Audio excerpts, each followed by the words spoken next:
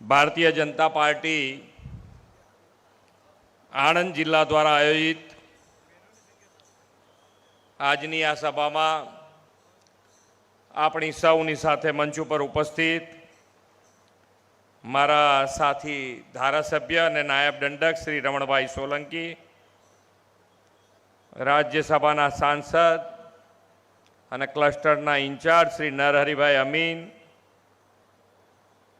અત્યારના સાંસદ અને આ લોકસભાના ઉમેદવાર શ્રી મિતેશભાઈ પટેલ, લોકસભાના સંયોજક શ્રી લાલસિંહ અડોદરિયા, લોકસભાના પ્રભારી શ્રી શબ્દશરણભાઈ બ્રહ્મભટ્ટ, જિલ્લા સંગઠનના પ્રભારી શ્રી રાકેશભાઈ શાહ, જિલ્લાના અધ્યક્ષ શ્રી રાજેશભાઈ પટેલ, મારા સાથી ધારાસભ્ય શ્રી કમલેશભાઈ વિપુલભાઈ, પેટલાદ તાલુકા પંચાયતના પ્રમુખ શ્રી સોનલબેન પટેલ, પેટલાદ નગરપાલિકાના પ્રમુખ શ્રી જિજ્ઞેશભાઈ જોશી, પેટલાદ તાલુકાના સંગઠનના પ્રમુખ શ્રી કનુભાઈ સોલંકી, પેટલાદ શહેર સંગઠન પ્રમુખ શ્રી ધર્મેન્દ્રભાઈ પરીખ,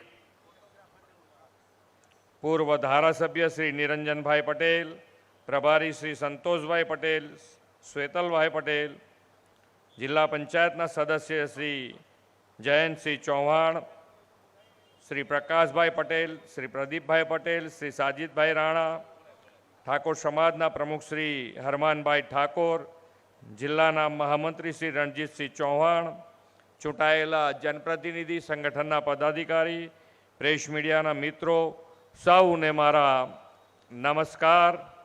જય શ્રી રામ. મતદાનની તારીખ નજીક આવી ગઈ છે અને ઘણું બધું જાણવા મળ્યું હશે.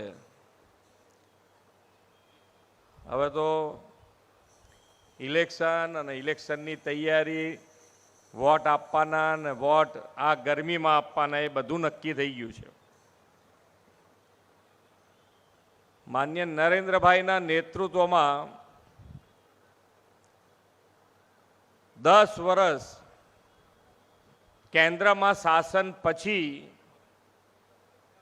આ લોકસભાની 2024ની પહેલી ચૂંટણી એવી છે કે જેમાં જનજનને આખા દેશમાં દરેક લોકોએ આજે જનજને નક્કી કર્યું છે કે માન્ય નરેન્દ્રભાઈને આપણે ત્રીજી વખત બેસાડવા છે. અને ત્રીજી વખત કેટલા પાર સાથે? 400 પાર સાથે બેસાડવા છે. બહુ આપણે ઘણા બધા ઇલેક્શનો આવ્યા અને ગયા. આ પહેલું ઇલેક્શન એવું છે કે જેમાં 2024ના લોકસભાના ઇલેક્શનમાં જનજનને એકદમ ક્લેરિટી છે કે આપણે વોટ કોને? માન્ય નરેન્દ્રભાઈના નેતૃત્વવાળી ભારતીય જનતા પાર્ટીને આપવાનો છે. ભારતીય જનતા પાર્ટી.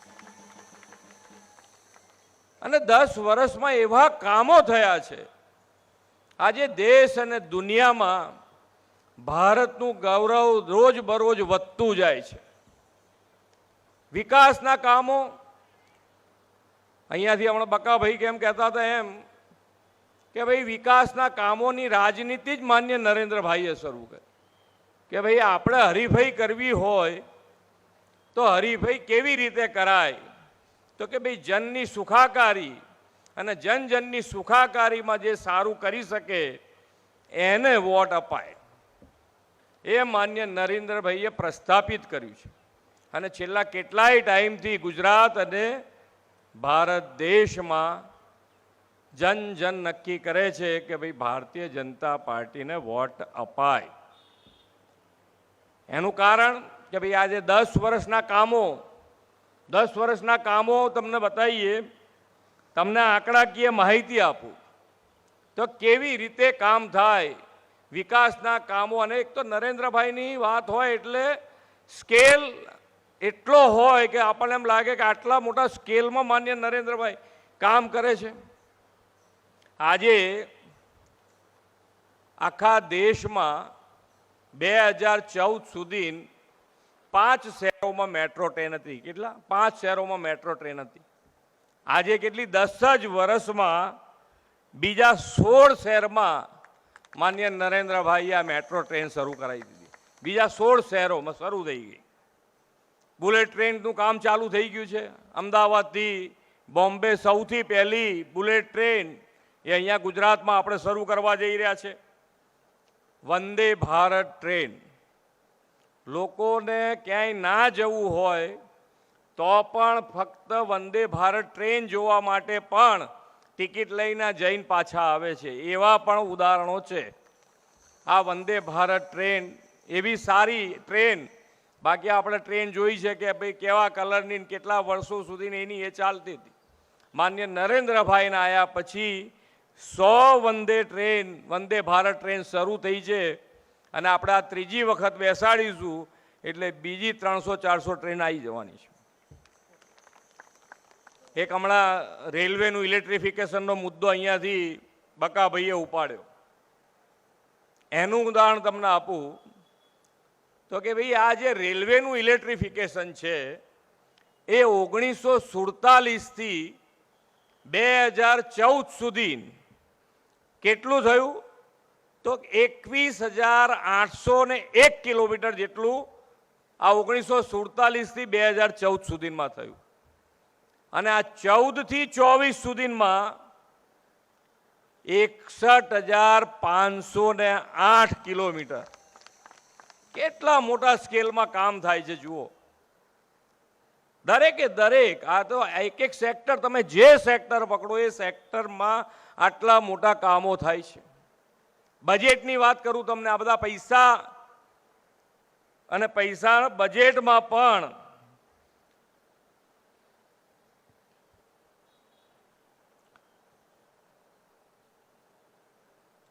બજેટનો આંકડો તમને આપું. કેન્દ્રીય બજેટ 2014માં 17.94 લાખ કરોડ રૂપિયા હતું.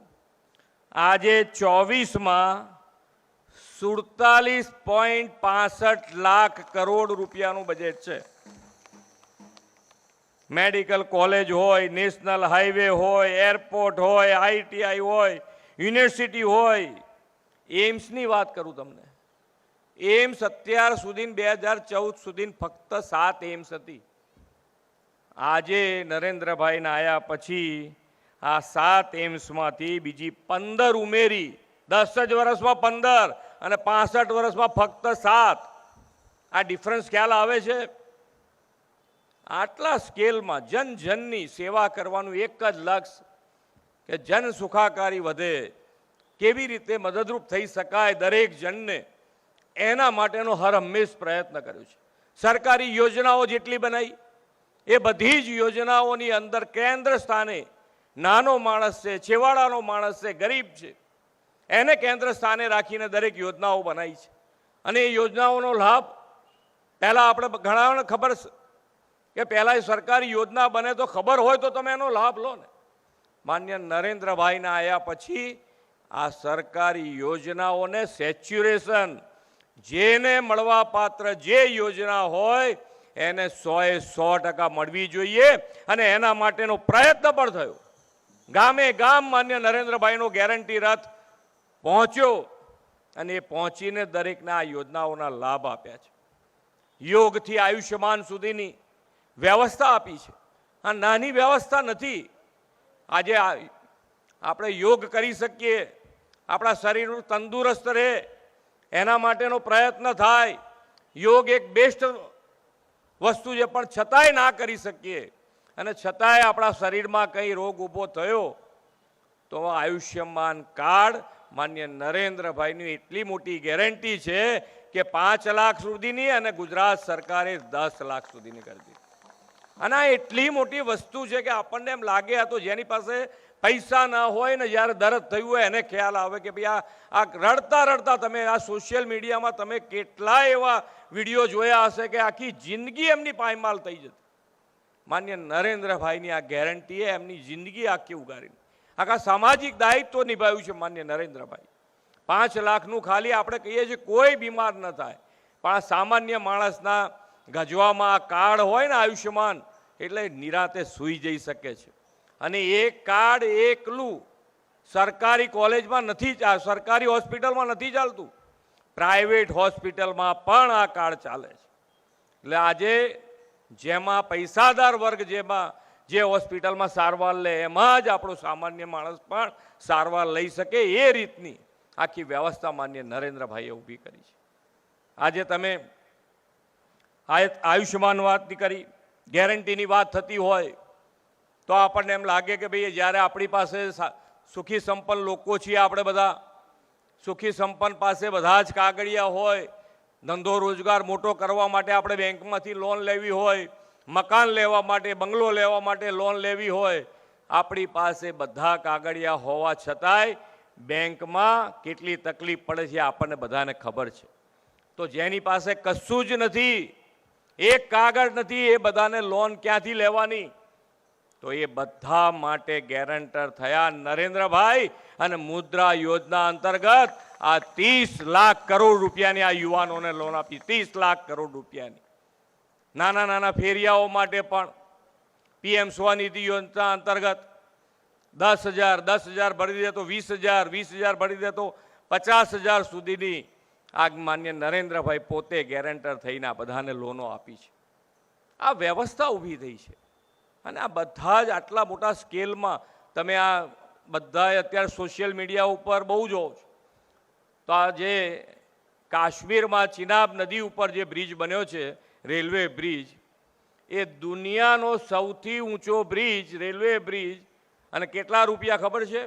35,000 કરોડ રૂપિયામાં એ બ્રિજ બન્યો છે. આ 370ની કલમ માન્ય નરેન્દ્રભાઈ અને અમિતભાઈએ દૂર કરી. તો 370ની કલમ દૂર કરી. હમણાં હું અમિતભાઈનો ક્યાંક ઇન્ટરવ્યૂ સાંભળતો હતો, તો કે ભાઈ એ દૂર કરવા પાછળનો આશય શું? દરેક વખત એમ કે ભાઈ રાજકારણ, રાજકારણ, રાજકારણ. રાજકારણ નથી. માન્ય અમિતભાઈનું સ્પષ્ટ કહેવું હતું કે અમે આ યુવાનોના હાથમાં જે પથ્થર છે એ પથ્થરની જગ્યાએ લેપટોપ આપવા માંગીએ છીએ, લેપટોપ આપવા માંગીએ છીએ. આ સંવેદનાથી ચાલતા હોય ત્યારે એક માન્ય નરેન્દ્રભાઈના નેતૃત્વવાળી ભારતીય જનતા પાર્ટી જ રાષ્ટ્ર સર્વોપરીને માનતી જો કોઈ પાર્ટી હોય તો એ ભારતીય જનતા પાર્ટી છે. આપણે બકાભાઈને સૌથી અત્યાર સુધી જેટલા જીત્યા છે બધા લોકસભાના ઉમેદવાર, એના કરતાં સૌથી વધારે લીડથી આ વખતે બકાભાઈને આપણે દિલ્હી મોકલવાના છે. 7મી તારીખે 100% મતદાન થાય. આ જ યોજના રોડ ઉપર રાખજો. ચાલો વોટ આપવા, ચાલો વોટ આપવા, અને બધાને વોટ 100% કરાવજો. બકાભાઈને જીતાડીએ એ જ અભ્યર્થના સાથે વિરમું છું. ભારત માતા કી જય. વંદે માતરમ. જય જય ગરવી ગુજરાત.